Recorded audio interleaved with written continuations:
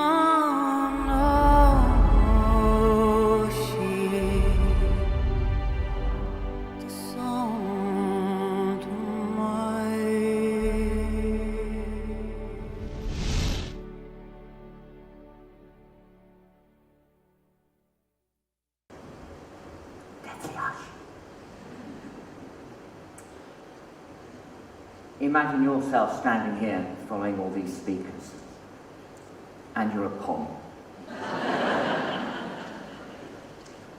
But interesting, everyone's talked today about how we can change the way we think, change what we do, change who we are.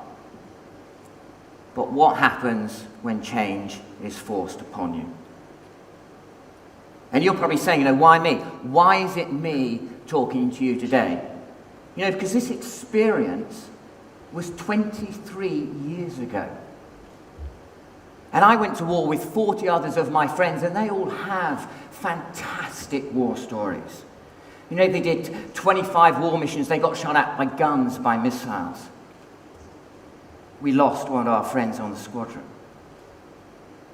Yet none of them got asked to a stunning convention centre in Melbourne to tell their stories. So why me? Well, the reason, let's face it, the reason is that picture. Do you remember that picture? It means you're old. They reckon 650 million people on this planet saw that image. And it's very strange being that picture. Because yes, okay, I went to war, I got shot down and captured, but when I returned back home, I returned home to mass media attention. I had radio, newspaper, television, everyone coming up to me and saying, oh, you're so brave, we saw those pictures on television. I couldn't go to a pub anywhere in the UK, it could be London, Manchester, Birmingham. I walked into a pub, and the pub would go dead quiet. You then get a standing ovation in a pub. And then you wouldn't have to buy a beer all night. Fantastic. But same for a restaurant. No one would accept your money, and people in the streets overwhelmingly coming up to you saying, oh, you're so brave, we saw those pictures on television. It's very different being behind those pictures. And you experience war vicariously through television. Suddenly, you're at 20,000 feet, and it is a burning blue day, and everyone can see it. All the radars can see it at 20,000 feet. We unplug from the tanker, we roll upside down, go from 20,000 feet to 10,000 feet to 5,000 feet. As you start to pick up speed from 250 knots to 300 knots. Go from 300 knots to 350 knots. You go from 5,000 down to 2,000 down to 1,000. 350 knots to 400 knots. From 1,000 down to 100 feet above the ground. Squeezing the height down to about 50, 60 feet above the ground. Pushing the speed up to 450 knots. That's about 800 kilometers an hour. About 30 kilometers out from target, you suddenly see a big puff of black smoke on the right-hand side, a big puff of black smoke on the left-hand side. Now, you've never been shot at before. This is the very first time. You see these anti-aircraft guns are like ribbons in the sky come towards you. You see these plumes of missiles that go up and go behind your cockpit as you're pushing on towards target. 20 seconds, 10 seconds, we go off target, we're heading out from target, we're about 50 kilometers from target, heading back doing about 500 knots, and then suddenly you get this huge kabang, and the whole aircraft is sort of shunted across the desert floor. Suddenly I'm seeing sand and sky, and the aircraft's rotating, and I think, I can't hold it, prepare to eject, and John Nichols says, don't you bloody well eject. Okay, then on the right-hand side, anti-aircraft battery opens up. The bullets, they hit my right-hand wing. They hit my Sidewinder missile. A 4-metre torch of flame shoots out the front of my wing and slowly but surely starts to cut my right-hand wing off. This was just not my day. Okay. So we grab handles, 3, 2, 1, eject, eject, eject. Suddenly you're thrown up into the desert, and then the next thing you suddenly collapse on the ground. And there's hush, there's deathly hush. There's not a sound. We're in the ground for about 2 hours. Then about 25 soldiers came. They saw us, and from about 100 meters out to about 20 meters, 25 soldiers with Kalashnikov machine guns buried us in the sand by machine gun fire.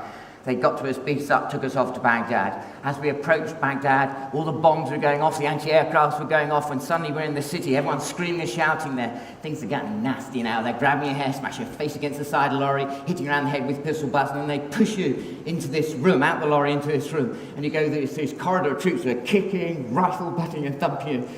And then suddenly you hear this, a bomb hits the room in the far corner, the whole of this ceiling comes down, the whole of these 2 walls get blown up, we get picked up 2 meters, get thrown 4 meters, and end up under a pile of desks, rubble, and chairs. They then throw me into a black room, and I'm going around the room trying to find my way out, and 10 guys come in. And my world goes black. I then found myself in a little room, got the lights on me, and you hear a voice going name, rank, number, date of birth. And they start hitting you and beating you and telling you that you have to go on television. And the last thing you're meant to do in the military is go on television. But they hit you, they beat you, they then get a gun out, they put the gun against your head, they pull the hammer back and they say, Peters, you're going on television, or you'll never see your wife and children again. So I have a very different feeling when I see those pictures.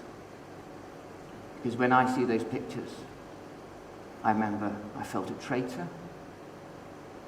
I felt weak, and I thought that was the last time my family was going to see me alive. So why am I here? I'm a product of the media. That's why I'm here. And how do I relate this to you? I mean, I know from traveling, so few people have been in the military. You experience war vicariously through television. People don't go to war, not in the military. You may disagree with my job. So how do I relate this to you?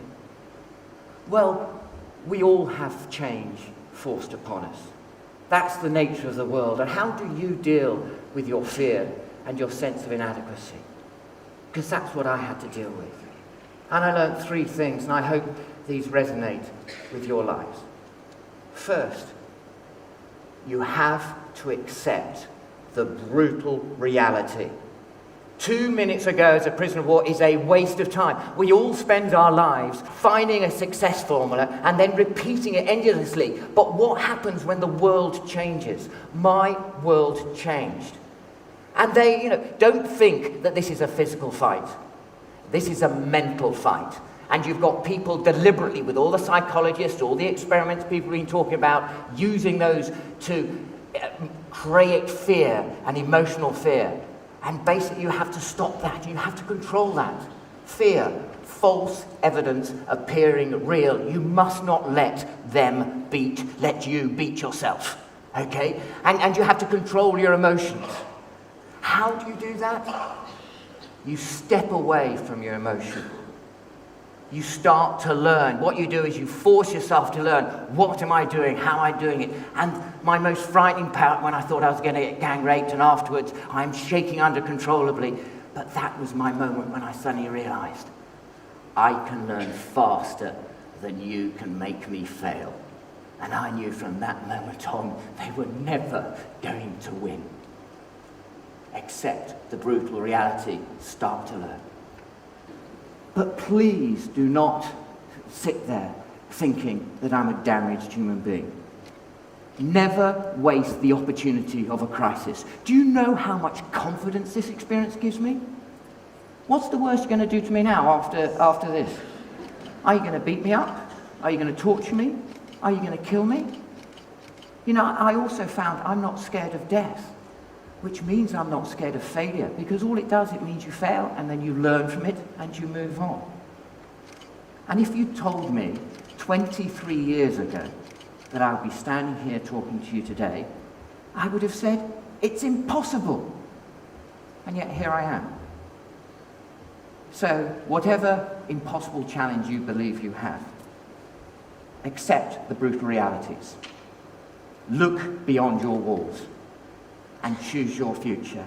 And I hope to God that in 23 years' time, I'm sitting where you are, listening to you tell me your story of the life you've built and the story you built. I wish you the very best of luck. Please engage with everything here. It's stunning. And I thank you for the real privilege of being able to talk to you. Thanks very much indeed.